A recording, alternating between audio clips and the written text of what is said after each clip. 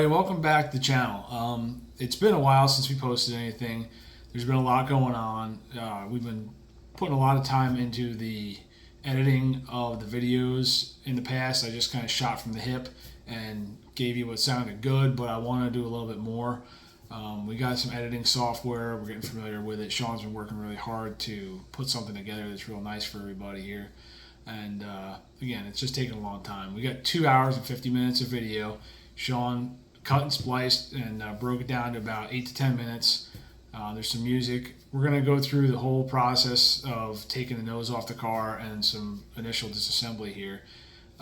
It's all going to be a fast forward with some music playing. So if you like what you see, keep on watching, subscribe to the channel, and there's going to be a lot more to come. We've got some disassembly of subsystems of the car. We've got some chrome removal, trim removal around the windows and things like that are a little bit more difficult. There's not many videos out there on doing that, so I'll help you through it on your project.